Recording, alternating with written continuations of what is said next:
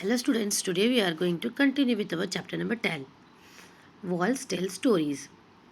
What a sad sight. मतलब क्या बुरा नज़ारा है. देखिए क्या बात हो रही है यहाँ पे. Talking, whistling and listening to our own echo, we were walking through this मेहराब arc.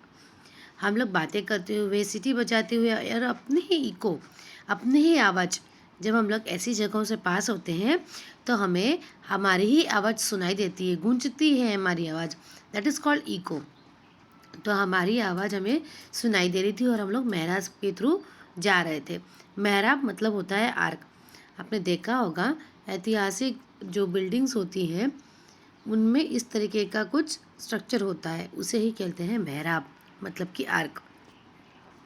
श्रीधर, और the breeze feel so cool in this tunnel. इस टनल के अंदर बहुत ठंडी ठंडी हवा आ रही है. Shailaja, it was written that soldiers stayed here. और यहाँ लिखा गया था कि सोल्जर्स यहाँ रहते थे. Shridhar, see this board but look what the wall is like. ये बोर्ड तो देखो, बोर्ड पे क्या लिखा है. Writing on the wall is prohibited. दीवार पर लिखना मना है. लेकिन देखिए कितना लोगों ने खराब करके रखी है वॉल. सब ने जो भी आते हैं अपना नाम लिख के चले जाते हैं. Shailaja, no think how the wall has seen thousands of years go by. It has seen kings and queens, horses and elephants, war and peace, but we have spoiled it in just a few years. वो कहती हैं ये wall ने हजारों साल देखे हैं.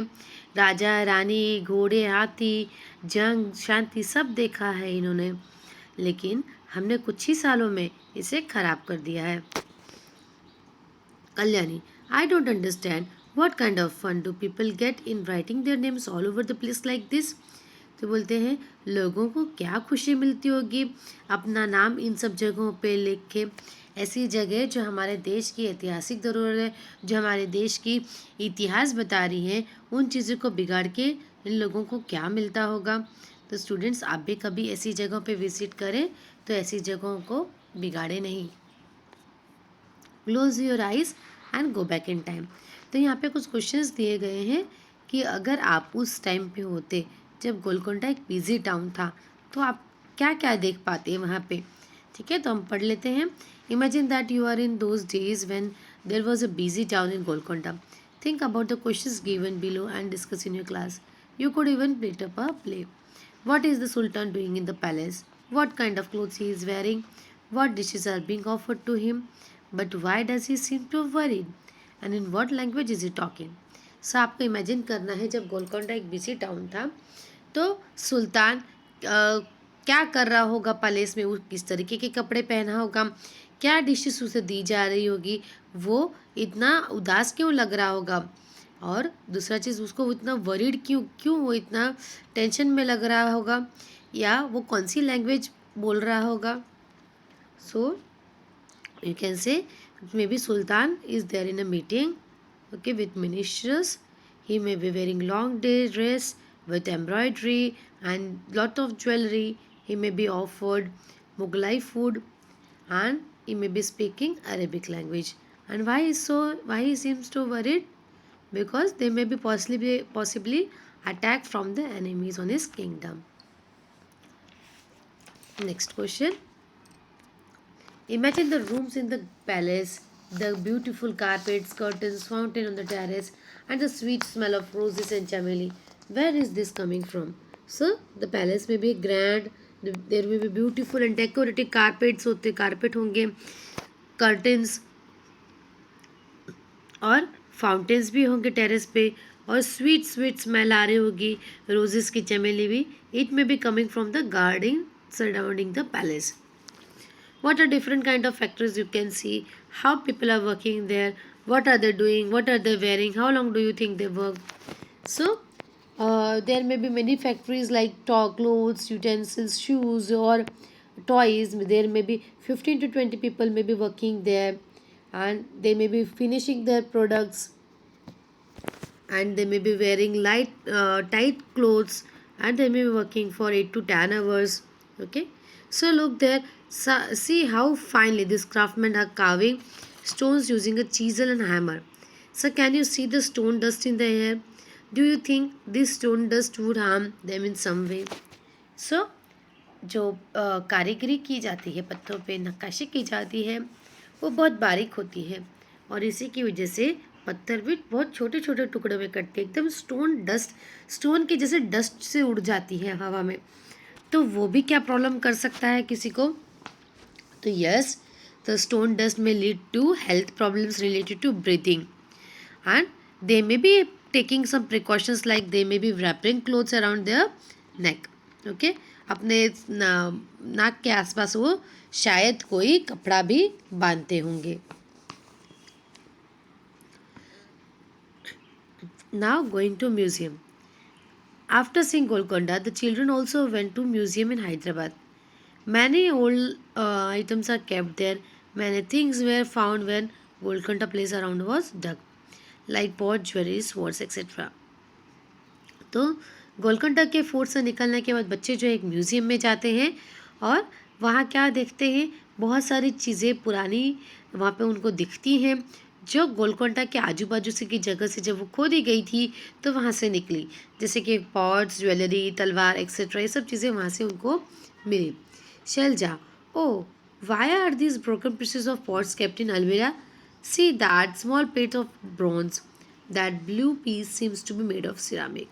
तो कहती है ये टूटी फूटी चीज़ें यहाँ रखी क्यों गई है, ये पॉट टूटा हुआ है तो यहाँ पे क्यों रखा गया है अलमीरा के अंदर? वो स्मॉल प्लेट देखो ब्रोंज की बनी हुई है और वो सिरामिक क्ले की बनी हुई पीस है, तो ये सब चीज़ें क्यों रखी गई हैं? तो दीदी कहती है it is through all these things that we come to know that how people of those times live, what they used and what things they made.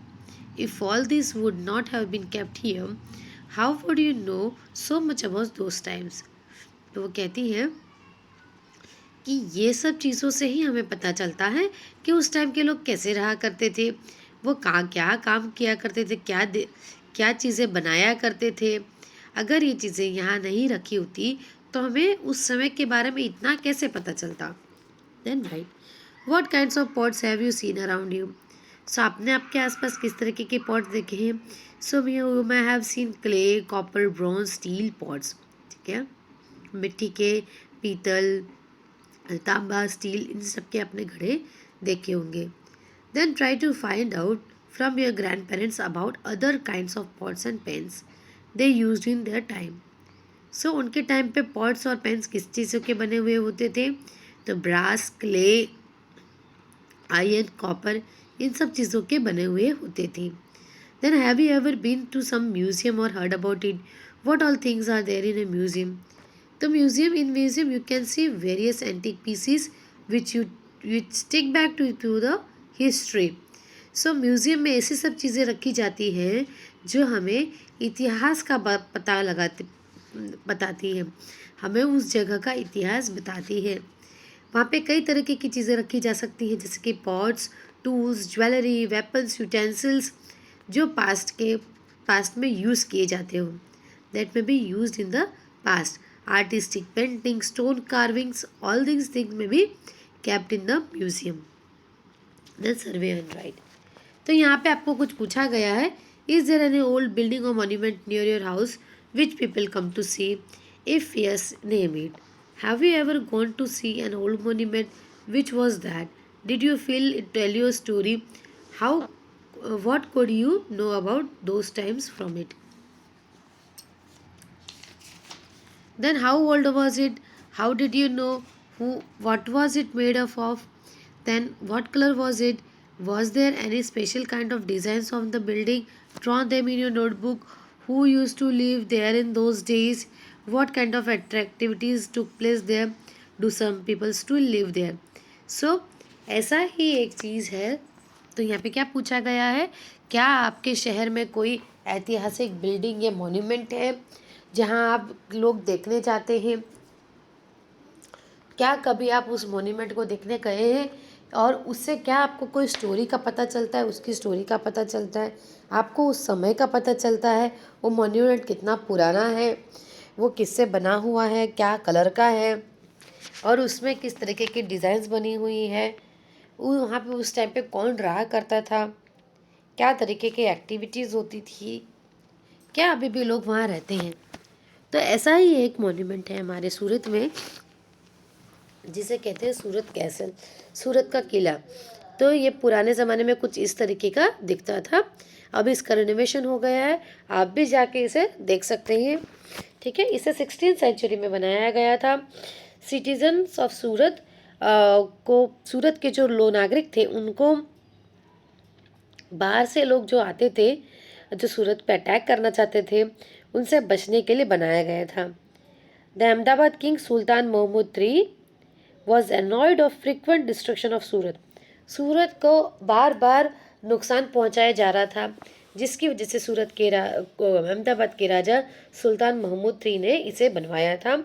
He ordered to build a very strong castle and Khudawand Khan build it. खुदावंद खान ने इसे बनाया था and the work was completed in 1546।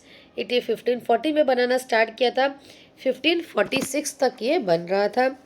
And ये क्यों बनाया था? क्योंकि पोर्तुगीज कंटिन्यूसली जो है रेड्स कर रहा था सूरत सिटी को, बार बार वो अटैक कर रहा था, because they thought that Surat is a great place for trading के लिए एक बहुत अच्छी जगह है, इसलिए वो सूरत के ऊपर बार बार अटैक कर रहे थे।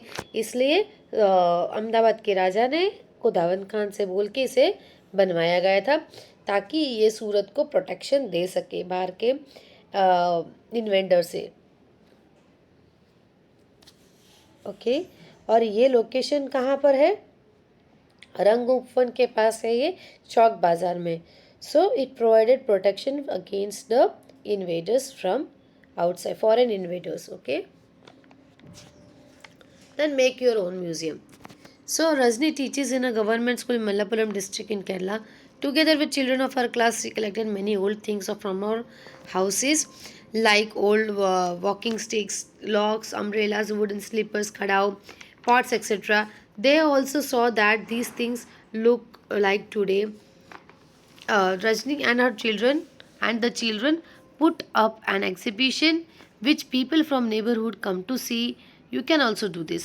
So एक टीचर है government school Malappuram district Kerala में, जो अपने क्लास के बच्चों के साथ उन्होंने एक म्यूजियम लगवाया।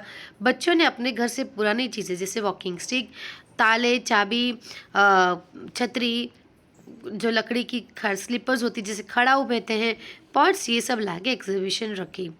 तो आसपास के लोगों ने भी आके इस एग्जीबिशन को देखा। तो अभी ये पेंटिंग देखने को आपको कहा गया है, ये करीब 500 साल पुरानी है एंड ये आगरा फोर्ट को बता रही है। आगरा फोर्ट का जब कंस्ट्रक्शन हो रहा था तब का बता रही हैं। तो अभी इसमें what kind of people work are doing them, how many men and women are working, see how they are taking the huge pillar up along the slope. Is it easier to lift things straight up or along a slope? Were you able to see man carrying water in a mashak leather bag? So किस तरीके की activities हो रही हैं? People are carrying water or other goods to the construction site. They are affixing bricks. Then how many men and women are working? So करीब 28 men and 4 women are working there. Then so is it easy to carry, to lift this huge pillar or to take up it along the slope? So it is easier to lift the pillar along the slope. Okay, then can you see the person is carrying mashak along with him. leather bag जो हमने पढ़ी थी, क्या आपने देखा है leather bag कोई carry कर रहा है? So yes, you can see. Then what we have learned, Sangeeta thinks it is useless to keep old things in a museum. Sangeeta सोचती है कि म्यूजियम में चीज़ें रखना यूजलेस है. How would you convince her that it is important to have a museum? So museum में बहुत सारी पुरानी चीज़ें जो है संभाल के रखी जाती है. Various old things are preserved in the museum which helps us to explore about the work, culture, living style of the ancient times. So वहाँ के तब के लोग क्या काम करते थे, क्या कल्चर था, क्या तरीके का उनका रहने का तरीका था, वो हमें पता चलता है. इसलिए म्यूज़ियम में पुरानी चीज़ें रखना ज़रूरी है, उनका प्रिजर्वेशन ज़रूरी है. Then why do you think the chapter is name walls tell stories? तो चैप्टर का नाम वॉल टेल स्टोरीज क्यों है? Because it tells about the historical structure and buildings which let us know about the art, culture, craft, living styles of the people in the historical period. तो हमें उस type के लोगों की कला, उनके कल्चर, क्या क्राफ्ट्स वो बनाते थे, किस तरीके से वो रहा करते थे, वो सब हमें पता चलता है। और जिससे वो हज़ारों सालों से हैं, तो वो हज़ारों सालों से लोग कैसे रहा करते थे वो हमें पता चलता है। Okay, student, this is all for today. I hope you must have understood this chapter. With this, we end our chapter. Thank you and have a nice day.